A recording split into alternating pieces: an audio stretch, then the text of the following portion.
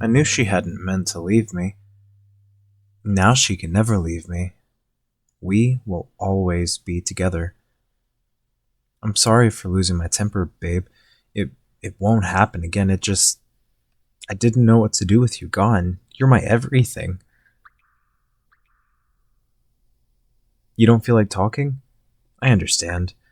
Now I have to leave the room to give her some space. She's pretty upset with me.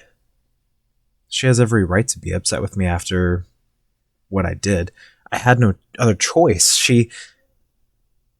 I guess you want to know what happened. It's all pretty tragic. Our relationship has been struggling for the past few months. I said, I love you first. She hesitated in her response. She always hesitates with these things. She can't even decide whether or not she loves me. I know I love her. I'll always love her. We argued about things like that. We argued about how I am way more dedicated to us than she has been. It's almost like she doesn't want to be with me.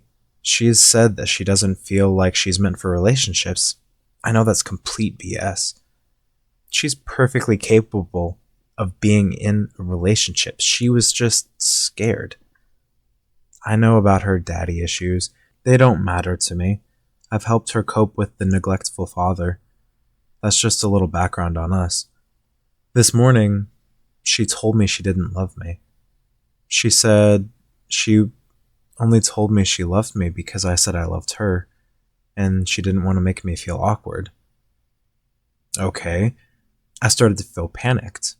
I didn't want to force her into a life she didn't want to be in. I know she's meant to be with me, and she just lost her way a little. I wanted to cry and scream. Instead, I just went to lay down. I was crushed. As I turned to go to bed, she told me she didn't want a relationship either. Her words hung in the air, right next to the relationship we had. I ran to my room and slammed the door. I was seeing red. I love her. I kept repeating to myself. I was feeling violent, which was bad. I had to remind myself that I never wanted to hurt her. I heard her walking away. She was walking towards the door. She was leaving me. I didn't know if I would ever see her again. I panicked. How could I never see her again? I threw the door open and ran to her. I was so panicked that I couldn't even run in a straight line. I'm sure she'll laugh about that eventually. We both will. We'll look back on this day and we'll laugh together. When I got to her, I tripped. The only thing I managed to reach for was her hair. I grabbed it. I didn't fall, but she did.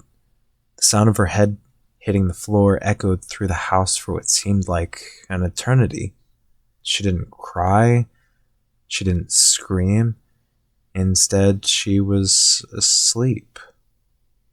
I was sure she'd need ice for her head. She hit the floor pretty hard. I went to the kitchen to get some, and when I got back, all I could do was stare at her and sigh. It looked like she'd slammed her head down on a bottle of ketchup or something. That was definitely it. I picked her up, but couldn't find the bottle. It must have been launched somewhere else by the force of the hit. I still have to go find it. I didn't want to attract bugs. I hate bugs. I carried her upstairs to the bathroom to wash the stuff out of her hair. I had to run the water first to get it warm enough for her. There aren't any chairs in the bathroom, and she kept slipping down when I tried to sit her up on the toilet.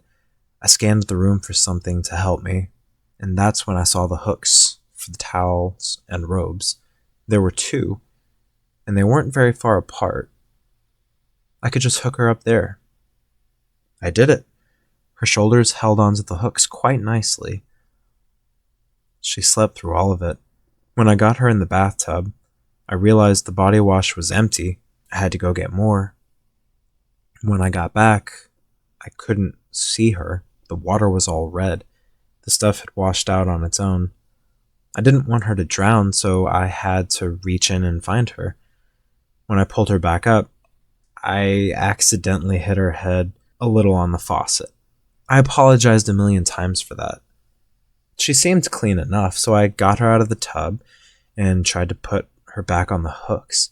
Unfortunately, Her skin broke from the last time she was up there. The hooks couldn't dig into anything to keep her up.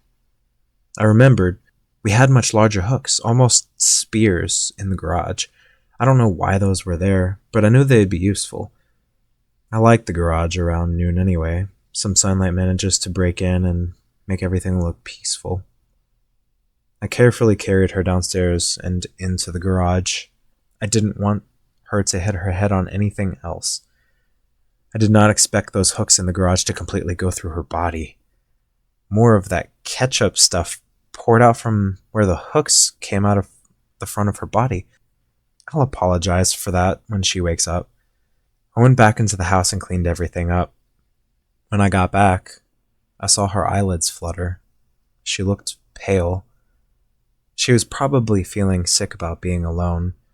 Her head hung down to the side, so she only saw the ground. I don't know why she didn't look at me. She must have been putting all of her effort into convincing herself that she didn't love me. She was mumbling something, so I got closer. She said it. She said my name. I couldn't believe it.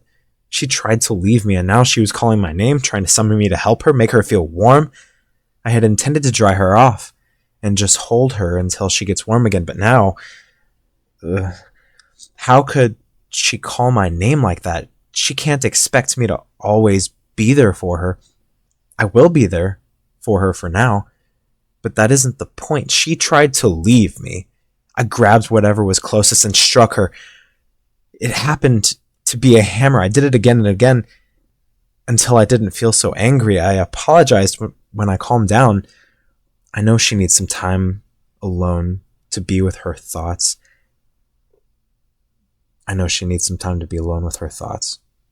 I'll go back into the garage in a minute. I don't want to annoy her. I'm sure she's realizing how good I am for her. She won't ever leave me again, especially not after all that I've done for her.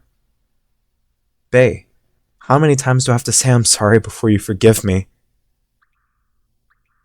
I think that means she forgives me. And now we can spend the rest of forever together. We'll grow old, have kids, buy a house in a foreign country. It'll be a great life. I love you.